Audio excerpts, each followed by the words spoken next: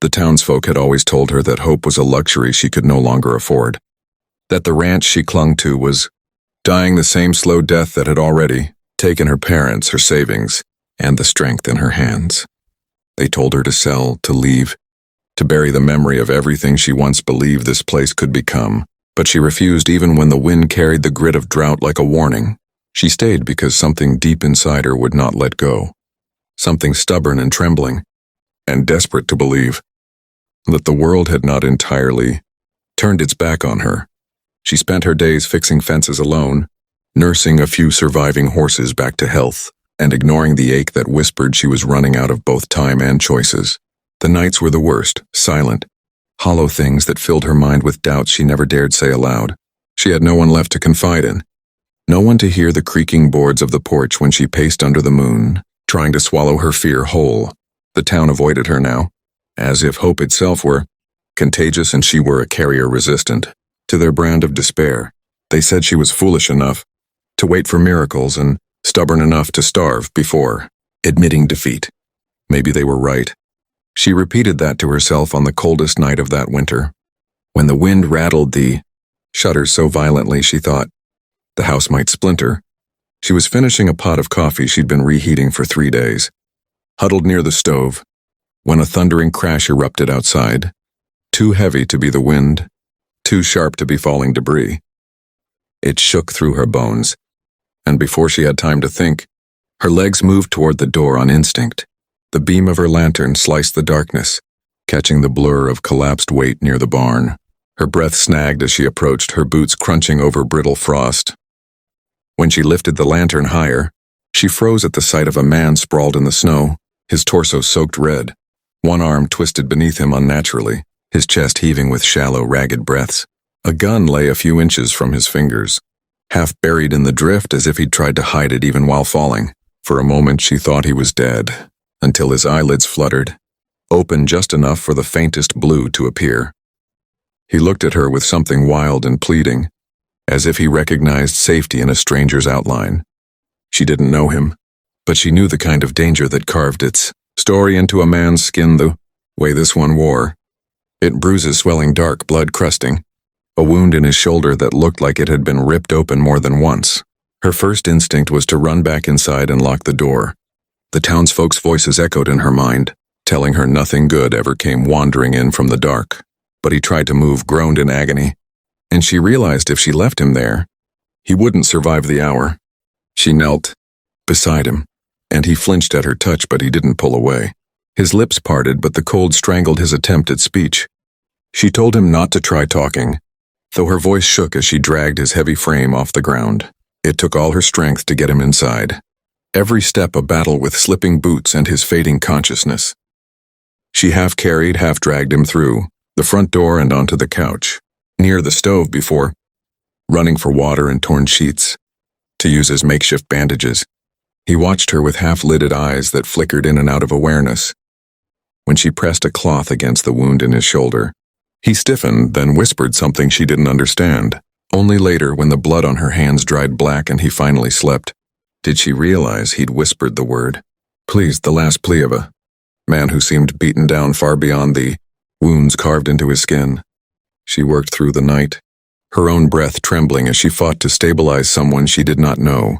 Every time she thought about stopping, about retreating into the safety of her loneliness, his shallow breaths reminded her that hope, dangerous, stubborn hope, was sometimes the only thing that separated life from loss.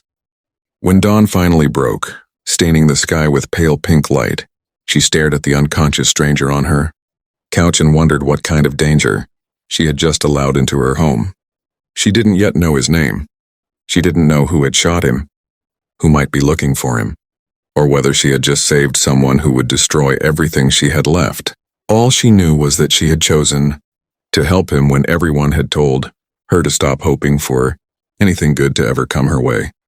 And choices like that always had consequences, though she wouldn't understand how deep those consequences ran until the second night, when the men who had been hunting him found the ranch.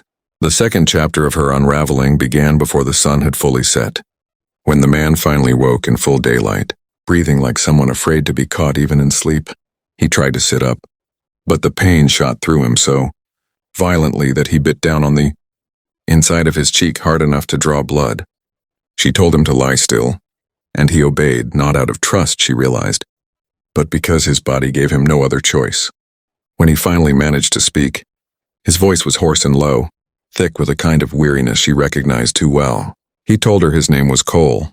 He didn't offer a last name, and she didn't ask, because something about the way he avoided her eyes made it clear he wasn't hiding for trivial reasons. He thanked her, though the words sounded foreign in his mouth, as if gratitude was a language he had forgotten how to speak. She asked him what had happened, but he only shook his head and said it was better if she didn't know. That answer made her stomach twist, but she didn't press further. Instead, she cleaned his wound again, ignoring the tremor in her hands each time his jaw clenched in pain. He studied her quietly while she worked, his gaze sharp despite the exhaustion dragging at him, as if he were memorizing every detail of her face in case he needed to know whether to trust her. She didn't ask him to explain himself, but a strange tension grew between them, a silent battle of unspoken truths.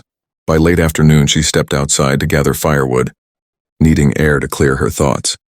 The wind had shifted, colder, heavier, and as she scanned the distant horizon, she saw dust rising unnaturally in the distance.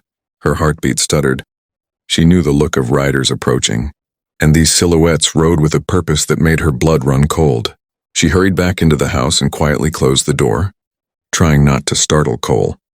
He saw her face and immediately tried to sit up again, panic flashing through his eyes. She told him to stay down, but his hand shot out, gripping her wrist with surprising strength. "How many?" he asked. She hesitated, then said she wasn't sure, but enough. His face tightened. He told her that if those men reached the ranch, neither of them would have much time to run. She whispered that she wasn't running, but he told her she might not understand what they were capable of. That was when he admitted, not fully, but enough, that those men had been hunting him for nearly a month, crossing county lines, burning trails behind them, leaving warnings in the dirt for anyone who dared help him. She didn't ask why. She already knew the answer wasn't simple or clean. She peered through the window again, her breath fogging the glass. The riders had grown closer, 5 of them dark against the paling sky. She felt Cole struggle behind her, trying to get to his feet. She told him he would reopen his wounds if he moved, but he only clenched his jaw and kept trying. He said if they found him helpless, the consequences would fall on her too. That was the first moment she felt fear coil inside her like a tightening rope. She had taken him in out of instinct, out of stubborn hope, but now the full weight of that decision pressed down on her. If the men coming toward the ranch were the kind who chased a wounded man across counties, they would not hesitate to tear through her home. She locked the front door even though she knew wood could not stop bullets. Then she helped Cole stand, his arm draped over her shoulder as she dragged him toward the small storage room near the back of the house. He protested, insisting she should run, but she refused. She told him that if she had wanted to abandon him, she would have left him outside in the snow the night before. That silenced him. She hid him beneath heavy blankets, tucking him behind stacked crates, praying the shadows would conceal him. His breaths were shallow but steady, as he looked up at her with something like shame mixed with gratitude.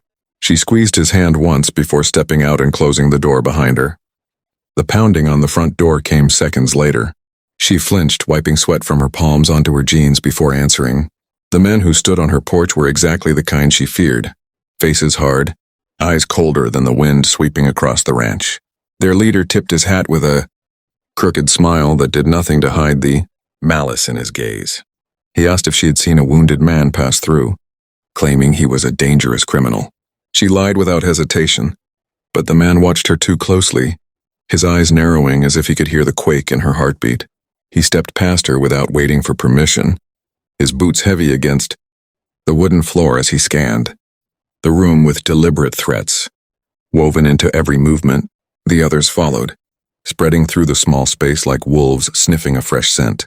She fought to keep her breath even, praying they wouldn't think to check the storage room, but the leader walked toward that very door. Her legs moved before her mind could stop them, and she stepped in front of him, blocking his path. The man raised an eyebrow, amused by her attempt. He said the only people who got in his way were people with something to hide.